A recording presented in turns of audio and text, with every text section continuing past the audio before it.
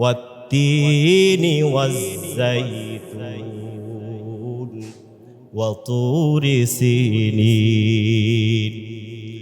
আল্লাহ রাব্বুল আলামিন তিন এবং জাইতুন ফলের কসম খায়া বলতেছে, আল্লাহ তাআলা চারটা জিনিসের কসম খাইতেছে। ওয়া হাযাল বালাদিল আমিন ওয়া তুরি সিনিন ওয়া হাযাল বালাদিল আমিন। আল্লাহ রাব্বুল আলামিন বলতেছে, পর্বতমালের কসম খেয়ে বলতেছি, মক্কার কসম খেয়ে বলতেছি, রে মানুষ, আমি আল্লাহ তোমাদেরকে সুন্দর আকৃতি দিয়া তোমাদেরকে বানাইছি। বলেন সুবহানাল্লাহ। আল্লাহ তাআলা বলতেছে, চারটা কসম খাওয়ার পরে আল্লাহ তাআলা ইনসানকে কিভাবে বানাইছে, কত সুন্দর করে বানাইছে আল্লাহ তাআলা। এই ঘটনাটা ফেরেশতাদের মাধ্যমে আল্লাহ তাআলা উপস্থাপন করতেছে যে আল্লাহ তাআলা আমাকে আপনাকে যে শ্রেষ্ঠ বানাইছেন এটা জানার দরকার আছে কি নাই? যে আল্লাহ তাআলা যে আমাকে আপনাকে সব কিছুর চাইতে যে শ্রেষ্ঠত্ব দান করেছেন, এই জিনিসটা আমার আপনার জানা দরকার নাই? অবশ্যই দরকার আছে। যত আমি জানতে পারবো তত আল্লাহ তাআলাকে মানতে পারবো। আমি একটা জিনিস জানি না, কিভাবে মানব? এজন্য আল্লাহ তাআলা চারটা কসম খেয়ে বলতেছে, লাকাদ খালাকনাল ইনসানা ফি আহসানি তাকওয়িম। আমি আল্লাহ তাআলা ইনসানকে সুন্দর আকৃতি দিয়া আল্লাহ তাআলা ইনসানকে বানাইছে। আল্লাহ তাআলা কোরআনের মধ্যে কসম খাইলো, আল্লাহ রাব্বুল আলামিন আমাকে আপনাকে এত দামি কি জন্য বানাইলেন? পাকিস্তানের একজন আলেম আছে, মাওলানা তারিক জামিল সাহেব, তিনি তার কিতাবের মধ্যে লিখতেছে, আল্লাহ তাআলা ইনসানকে যে শ্রেষ্ঠত্ব দান করছেন এটা ফেরেশতাদের মাধ্যমে উপস্থাপন করতেছে। আমার আল্লাহ তাআলা যখন দুনিয়ার মধ্যে জমিনকে পয়দা করেন, জমিন পয়দা করার পরে জমিন এরকম ভাবে হেলতেছে, নড়াচড়া করতেছে। আল্লাহ তাআলা জমিনকে বানানোর পরে দেখেন জমিনটা নড়াচড়া করতেছে। ওই জমিনকে নড়াচড়া বন্ধ হওয়ার জন্য পেরেক স্বরূপ আল্লাহ তাআলা পাহাড়কে বানাইলেন। পাহাড়কে আল্লাহ তাআলা এই জমিনের উপরে খুঁটি স্বরূপ ব্যবহার করছেন। বলেন সুবহানাল্লাহ। ফেরেশতারা এই দৃশ্য দেখার পরে তাদের মনের মধ্যে কৌতূহল জেগে উঠল, প্রশ্ন জেগে উঠল, আর তারা বলতেছে, আল্লাহ, মনে হয় জমিনের চাইতে তুমি পাহাড়কে শক্তিশালী করে পয়দা করেছো। যে জমিনের চাইতে পাহাড় যে বস্তু আছে এটাকে তুমি শক্তিশালী তোমার দুনিয়ার মধ্যে হয়তো তুমি রেখেছো। আল্লাহ রাব্বুল আলামিন বলে, ও আমার ফেরেশতারা, আমি পাহাড়ের চাইতেও যে জিনিসটা আমি আল্লাহ তাআলা শক্তিশালী মজবুত করে বানাইছি এটা হলো লোহা। আমার ভাইরা বুঝে থাকলে বলেন, একটা লোহাকে যদি কামারের কাছে দেওয়া হয় আর ওটাকে দিয়ে যদি ডেকু বানানো হয়, ওই ডেকু দিয়ে পাহাড়কে খনন করা যায় কি যায় না? অবশ্যই যায়। এই পাহাড়কে খনন করার জন্য লোহা আল্লাহ তাআলা শক্তিশালী বানাইছেন। এই দৃশ্য দেখার পরে ফেরেশতারা বলতেছে, আল্লাহ রাব্বুল আলামিন মনে হয় পাহাড়ের চাইতে আপনি এরকম লোহাকে শক্তিশালী করে বানাইছেন। আমাদের মনে প্রশ্ন জাগে, আল্লাহ, আপনি কি লোহার চাইতে আর কোন বস্তুকে শক্তিশালী বানাইছেন কিনা? আমার আল্লাহ তাআলা ফেরেশতাদের প্রশ্নকে কিভাবে জবাব দিতেছে আর জানাই দিতেছে, ও আমার ফেরেশতার দল, আমি আল্লাহ তাআলা লোহার চাইতেও যেই বস্তুটা শক্তিশালী বানাইলাম ওটা লোহা নয়, তার চাইতে যেই জিনিসটা শক্তিশালী বানাইছি ওটার নামই হলো আগুন। বলেন সুবহানাল্লাহ। আমার ভাইয়ের, আগুনের মধ্যে যখন লোহাকে রাখা হয়, আগুনকে এমন পাওয়ার দিয়ে দিছে আমার আল্লাহ তাআলা, আগুনে লোহাকে গলায়া গলায়া শেষ করে দিতে পারে কি পারে না?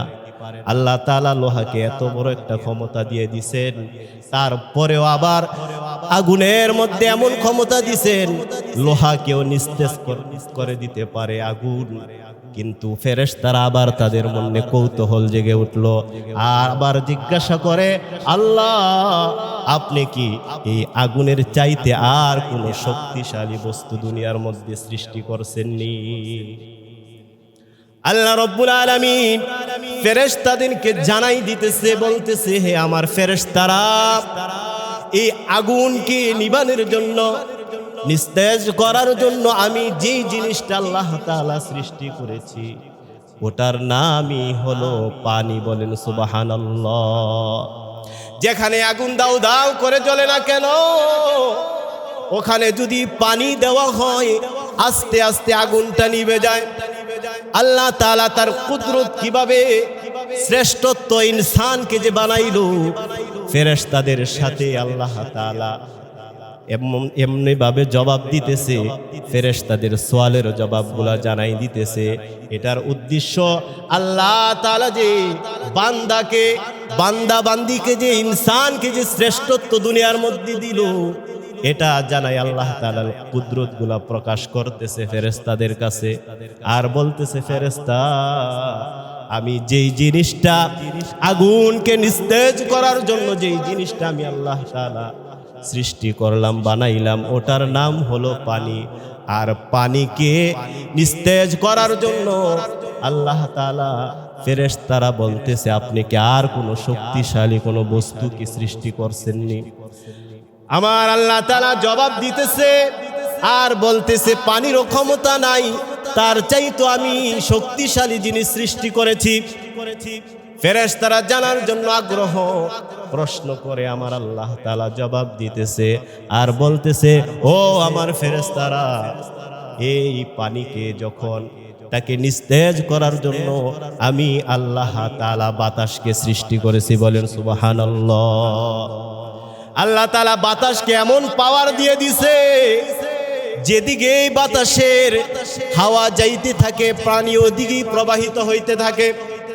এজন্য আমার ভাইরা, আল্লাহ তাআলা কেমন বানানেওয়ালা, কেমন সৃষ্টি করনেওয়ালা, যিনি একের পর একটা বানানোর পর তারপরে আবার উপরে রাখছেন। এইটাকে খতম করার জন্য আরেকটা ইনসানকে যে শ্রেষ্ঠত্ব দান করেছেন, এটার উদ্দেশ্য আপনাদেরকে বোঝানোর উদ্দেশ্য যে এত কিছু বানানোর পরেও আমার আল্লাহ তাআলা ইনসানকে শ্রেষ্ঠত্ব দান করেছে। বলি সুবহানাল্লাহ। ফেরেশতারা জিজ্ঞাসা করতেছে, আল্লাহ আপনি যে বাতাসকে যে এত শক্তিশালী করে বানাইলেন, সৃষ্টি করলেন, বাতাসের চাইতেও কি আর অন্য কোনো কিছু সৃষ্টি করছেন কিনা? আমার আল্লাহ তাআলা ফেরেশতাদের জবাবে বলতেছে, ও ফেরেশতারা, আমি আল্লাহ তাআলা বাতাসের চাইতেও যেই জিনিসটা শক্তিশালী করে সৃষ্টি করেছি ওটা হলো আসমান। আমার ভাইরা, আসমানকে আল্লাহ তাআলা খুঁটিবিহীন এমন ভাবে আল্লাহ তাআলা রেখে দিয়েছেন, কোনো মানুষ যদি ওই আসমান নিয়ে যদি একটু ফিকির করে, তার ঈমানটা আস্তে আস্তে বাড়তে থাকবে। বলি সুবহানাল্লাহ। যে কেমন বানানেওয়ালা, যে আমরা তো বিল্ডিং করলে একটা দুইটা তিনটা খুঁটি ব্যবহার করি, কিন্তু এত বড় একটা আসমান আল্লাহ তাআলা বানাইলেন, কোনো খুঁটিই নাই।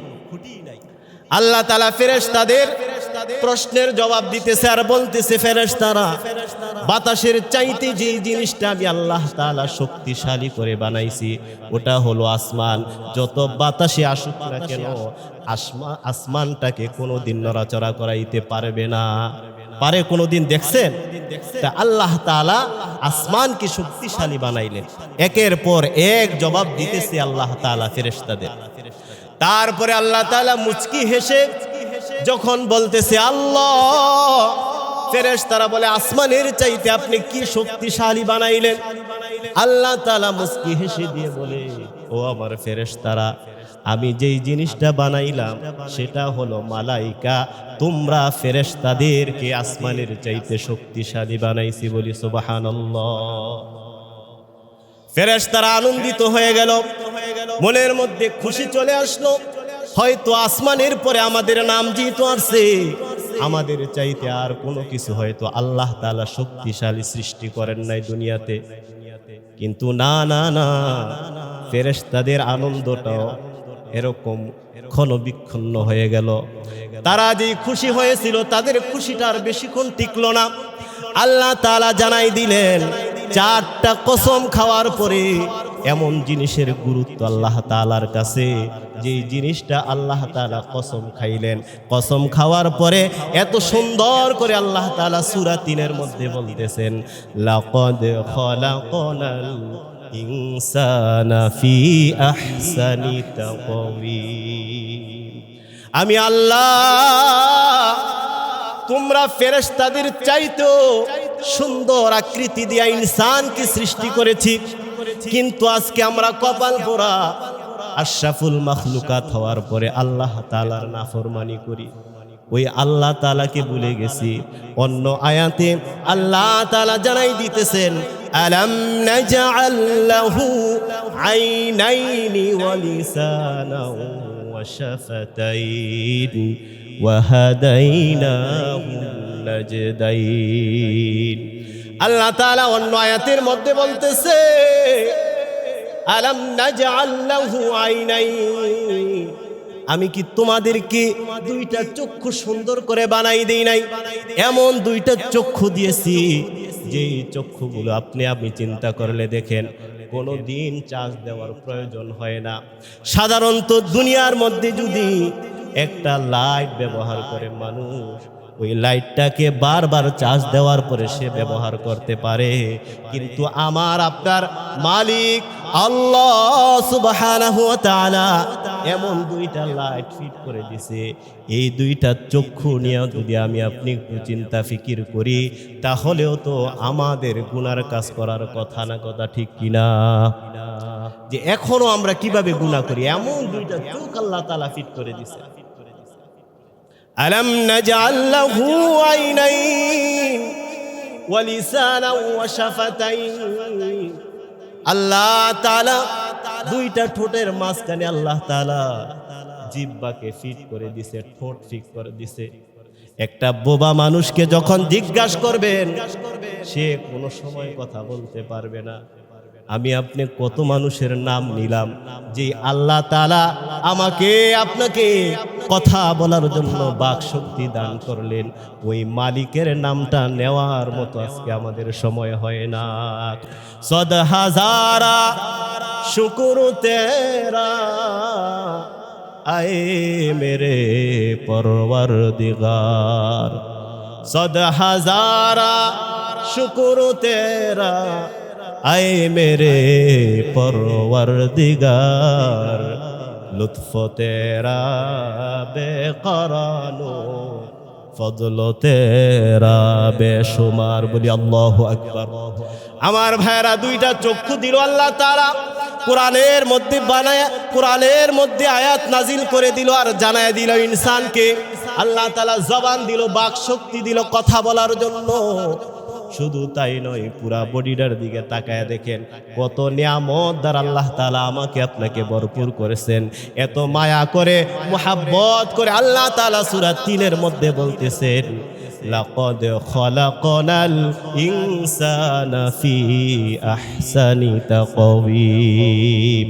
সুন্দর আকৃতি দিয়া যে আল্লাহ তাআলা বলেন, ইনসানের মতো এত সুন্দর, এত সুদর্শন আমি অন্য কোন বস্তুকে আমি আল্লাহ তাআলা সৃষ্টি করি নাই। তাহলে আমার আপনার দাম আছে কি নাই? আজকে আমরা তো এটা বুঝি না। যদি বুঝতাম তাহলে কিভাবে আল্লাহর নাফরমানি করি? আজকে না বুঝার কারণে আজকে আমাদের এই হালত। প্রতিনিয়ত আমরা ঠোকর খাচ্ছি,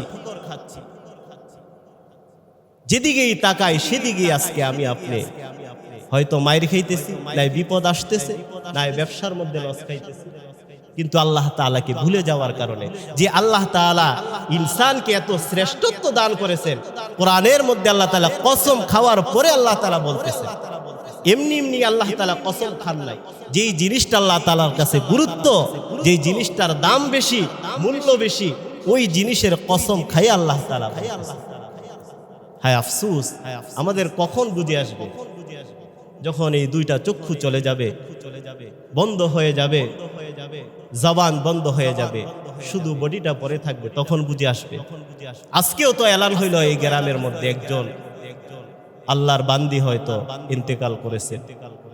তারপরেও কি আমরা সচেতন হব না? এখনো কি আমরা মিথ্যা কি ছাড়তে পারবো না? এখনো কি গুনাহ কি ছাড়তে পারবো না? ভাই আমার, এই দুনিয়া অল্প সময়ের জিন্দিগি, এত শ্রেষ্ঠত্ব মোহাব্বত করে আল্লাহ তাআলা অন্য কাউকে বানান নাই। শুধু আজকে এই সবকটাও যদি আমরা নিয়ে যেতে পারি, এই জিনিসটাও যদি আমার জেহানের মধ্যে আমি ফিট করে নিতে পারি, আমার আপনার জন্য দিনের উপর চলাও সহজ হয়ে যাবে। আর যদি শুনলাম, একটু মজা লাগলো, ভালো লাগলো, মসজিদ থেকে বাইর হইলাম, ছেড়ে দিলাম, জীবন ভর শুনলেন কিন্তু কোনো কাজে আসবে না। আজকে আমাদের মা বোনদেরকেও আমরা শোনাই, তারাও আজকে এরকম ইবাদত বন্দিগি থেকে অনেক দূরে আছে। আমরা তো জামাতে নামাজ পড়তে পারি, কিন্তু মা বোনেরা অনেক সময় সাংসারিক কাজের মধ্যে এত ব্যস্ত থাকে, নামাজ পড়ার সুযোগই পাইতেছে না। তাদেরকে আমরা সুযোগ করে দিই, নিজে তো নামাজ পড়বো, নিজের সন্তানকে নামাজি বানাবো, মা বোনদেরকেও যেন তারাও যেন দিন শিখতে পারে, আল্লাহর ইবাদত বন্দিগি করতে পারে, ওটার প্রতি আমাদের নজর রাখতে হবে। আর না এই সুন্দর বডি, এই দেহ, হ্যাঁ, সব কাল কিয়ামতের দিন আমার বিরুদ্ধে সাক্ষী হয়ে দাঁড়াবে। আল-ইয়াউমা আকমালতু লাকুম দীনাকুম ওয়া আতমামতু আলাইকুম নি'মাতি ওয়া রাদিতু লাকুমুল ইসলাম দীনা।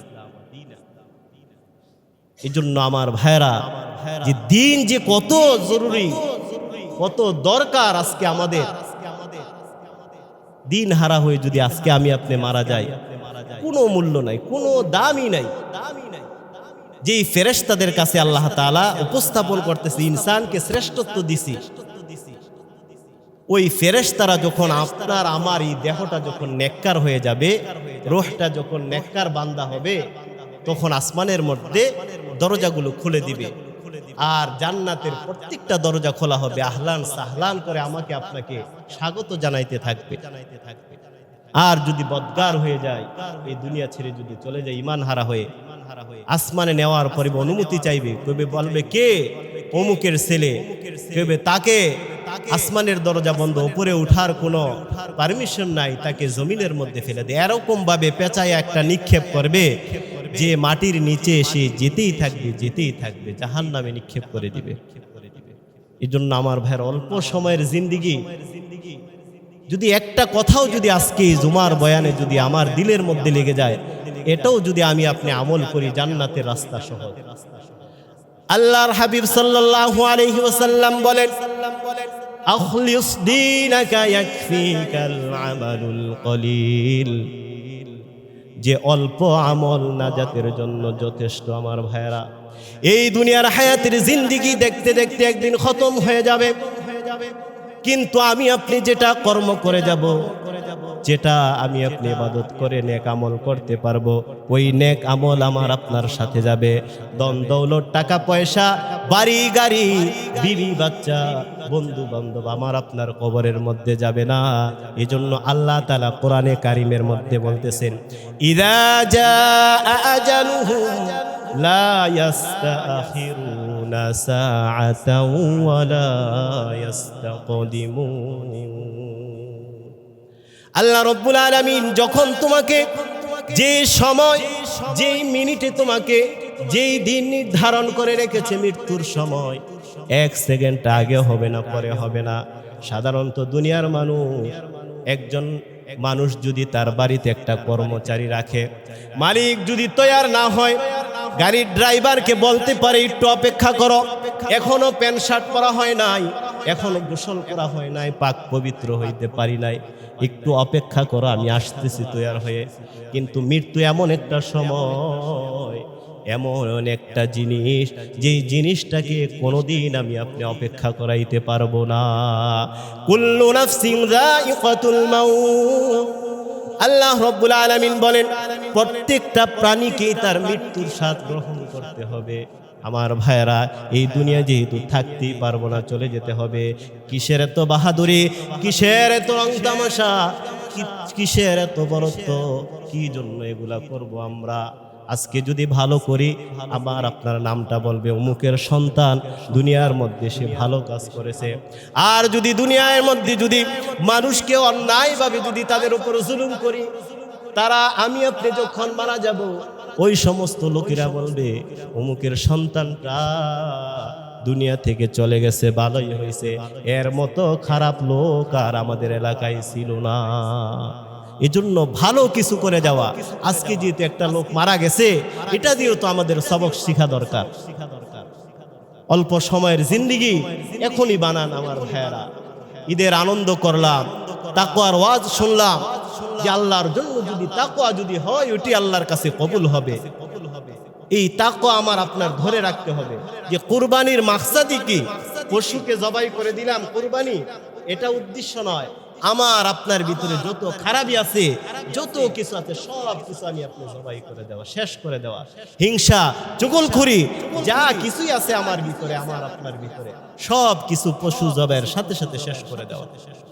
যে হ্যাঁ, চায়ের দোকানে বসে আড্ডা দিতেছি আর গিবত খাইতেছি, অমুকের মেয়েটা বড় হয়েছে, একটা প্যাঁচ লাগাইলে আর তো দিয়ে আমার বাড়ির পাশে একটা লোক, সে আমার চাইতে বড় হয়ে যাবে, এর এত টাকা হয়ে যাইতেছে, একটা প্যাঁচ লাগাই দে, সেজন্য একটা মামলার মধ্যে ঢুকে যায়। এইগুলা সব কিছু আমার আপনার দিল থেকে সাফ করে দিবে। যদি অন্তরটা, যদি দিলটা যদি পরিষ্কার করতে পারেন, আজকের এই জুমার আলোচনা থেকে যদি ইনসানকে যে শ্রেষ্ঠত্ব আল্লাহ তাআলা দান করেছেন, এই জিনিসটাও যদি আমি আপনি যদি দিলের মধ্যে গাঁথতে পারি, মনটা ফ্রেশ করে যদি অল্প আমলও যদি করেন, এটা আমার আপনার জন্য নাজাতের উসিলা হবে। বন্দিগি কোন বন্দিগি, কোন বন্দিগি, জিন্দেগি মে বন্দিগি শর্মিন্দিগি। দুনিয়ার মানুষকে দেখানোর জন্য, একজন আরেকজনকে দেখানোর জন্য ইবাদত বন্দিগি না করে ইখলাসের সাথে যদি আল্লাহর জন্য যদি একটু ইবাদত করতে পারি, মালিক দুনিয়ার হায়াত দিলা কিন্তু কিছুই জানি না, তারপরেও সাদা সিধা ভাবে অল্প কিছু আমল করছি, একটা আমলও যদি কবুল করো, এই উসিলায় আমাকে তুমি মাফ করে দাও, তা না হলে আমার আপনার করুণ অবস্থা হয়ে যাবে। দুনিয়ার মধ্যে একটা মানুষকে যখন অপরাধ করে তাকে শাস্তি দেওয়ার জন্য এলাকার মানুষ জমা হয়ে যায়, লোকটা শর্মিন্দা হয়ে যায়, আজকে অপরাধী থাকার কারণে আমাকে শাস্তি দিতেছে, কিন্তু কাল কিয়ামতের দিন কোটি কোটি মানুষের সামনে যখন আপনাকে হাজির করা হবে, ওই সময় যখন আপনি শর্মিন্দা হবেন, চোখের পানি ফালাইবেন, শরীরটা ঘেমে এমন হয়ে যাবে, সূর্যটা আধ হাত মাথার উপরে চলে আসবে, মগজটা টকবক টকবক করতে থাকবে, আর আফসুস করতে থাকবে, হায় কি জন্য দুনিয়াতে আমল করলাম না, আজকে এলাকার মানুষ সবাই জান্নাতি হয়ে যাইতেছে, কিন্তু আমার মতো নাফরমান আমি তো একটু সময় ইবাদতের মধ্যে কাটাইতে পারলাম না। এজন্য আল্লাহ তাআলা আমাকে আপনাকে এই দুনিয়ার মধ্যে থেকেই তার যে প্রিয় বান্দা হিসেবে দুনিয়াতে পাঠাইছেন, শ্রেষ্ঠত্ব দান করছেন, এই শ্রেষ্ঠত্ব ধরে রাখার জন্য সর্বক্ষেত্রে আমাকে আপনাকে ইবাদত করতে হবে। করব তো ইনশাআল্লাহ? ইনশাআল্লাহ আমরা নিয়ত করি, ঈদের আনন্দ শেষ, পশু জবাই করলাম। ইব্রাহিম আলাইহিস সালামের কত কুরবানি আল্লাহ তাআলা নিছেন, আমার আপনার কি কুরবানি নিছেন? যে একজন বকরি, সে রাখাল, তাকে বকরি দিয়ে দিছে। আস্তে আস্তে ইব্রাহিম আলাইহিস সালাম কি বলছে, যে আমার বকরি নাও। যে কি জন্য? সে আল্লাহ তাআলার তাসবিহ পাঠ করছে, আল্লাহ তাআলার বরত্ব পাঠ করছে, এই জন্য সে কি করছে, তার বকরিগুলা ছিল সব দিয়ে দিছে। আবার যখন এই রাখাল আবার কিছু পাঠ করলো, আল্লাহ তাআলার গুণগান গাইলো, তখন বলতেছে এখন তো আমার কাছে তো আর কিছু নাই। রাখাল বলতেছে এখন আমি পাঠ করলাম, আল্লাহর তাসবিহ পাঠ করলাম, আল্লাহর বরত্ব কথা বললাম, এখন আপনি কি দিবেন? ইব্রাহিম আলাইহিস সালাম বলতেছে বকরি তো দিয়ে দিছি, এখন তুমি আমাকে তোমার রাখাল হিসাবে রাখতে পারো। দেখেন, আল্লাহর তাসবিহ পাঠ করার পরে, নিজের বকরি সম্পদ দেওয়ার পরে সে বলতেছে এখন কিছু নাই তোমাকে দেওয়ার জন্য, তুমি ওই আল্লাহর বরত্ব গাইলা যে আল্লাহ তোমাকে আমাকে সৃষ্টি করছে, আসমান জমিন সৃষ্টি করছে, আল্লাহর শুধু বরত্বর কথা বলার কারণে সে নিজে রাখাল হয়ে গেছে। তো তাদের কত কুরবানি আল্লাহ তাআলা নিয়েছেন। আজকে তো আমি আপনি কোনো কুরবানি নাই, ওই ক্ষেত্রে দিনের জন্য কুরবানি নাই, দুনিয়ার জন্য ঠিকই আছে আমাদের। এজন্য আমার ভাইয়েরা, সম্মানিত মুসল্লিয়ানে কেরাম, 5 ওয়াক্ত নামাজ পড়ি, এই জুমার দিন যেমনিভাবে আমরা ভরপুর থাকি, অন্য ওয়াক্ত যেন আমরা মিলে মিশে কাঁধে কাঁধ মিলে হিংসা বিদ্বেষ সব কিছু ছেড়ে দিয়ে কে বড় কে ছোট দেখার কোনো সময় নাই, কে কখন চলে যাব কবরের সামান নিয়ে কার চাইতে কে প্রতিযোগিতা করব, কে ভালো আমল করে আল্লাহকে রাজি খুশি করায়া এই দুনিয়া থেকে যেতে পারে, এই প্রতিযোগিতা করতে হবে। দুনিয়ার প্রতিযোগিতা কাজে আসবে না। এই দুনিয়া আপনাকে ফায়দাও দিতে পারবে, আবার এই দুনিয়া আপনাকে জাহান্নামে নিয়ে যেতে পারবে। যে কেমনে? যেটা আপনার যদি এখলাসের সাথে দান সদকা করেন, এই দান সদকা আপনি মরার পরেও আপনার কবরে সদকা জারিয়া পৌঁছবে। আবার যদি লোক দেখানোর জন্য যদি এটা হয়, মানুষদেরকে দেখানোর জন্য হয়, আল্লাহ তাআলা আপনার কাছে আমানত রাখছে, এটা যদি মানুষদের সাথে আপনি না দেন, পকেটের মধ্যেই রাখেন, কাল কিয়ামতের দিন এই ধন সম্পদ আপনার জন্য জাহান্নাম হয়ে যাবে। আপনার সন্তানের জন্য রেখে গেছেন, তারা যদি নেককার যদি না হয়, তারা যদি বদগার হয়, তাহলে তারা কি করবে? এই টাকা পয়সা এরকম আল্লাহর রাস্তায় খরচ করবে না, মন চাই জিন্দেগি করবে। তারা যে গুনার কাজ করলো, এর একটা গুনার একটা অংশ আমার আপনার আমল নামায় যাবে। এই জন্য ভাইয়েরা, আল্লাহ তাআলা আমাকে আপনাকে যে শ্রেষ্ঠত্ব দান করেছেন, কোরআনে কারিমের মধ্যে সূরা 3-এর মধ্যে যে 4টা কসম খাওয়ার পরে যে আল্লাহ তাআলা আমাকে আপনাকে শ্রেষ্ঠত্বর কথা ফেরেশতাদের মজমার মধ্যে আল্লাহ তাআলা উপস্থাপন করলেন, এটাকে আমাকে আপনাকে ধরে রাখতে হবে। আমরা যে শ্রেষ্ঠ জাতি, আল্লাহ তাআলা যে আমাদেরকে আশরাফুল মাখলুকাত হিসাবে দুনিয়াতে পাঠাইছেন, ইবাদত বন্দি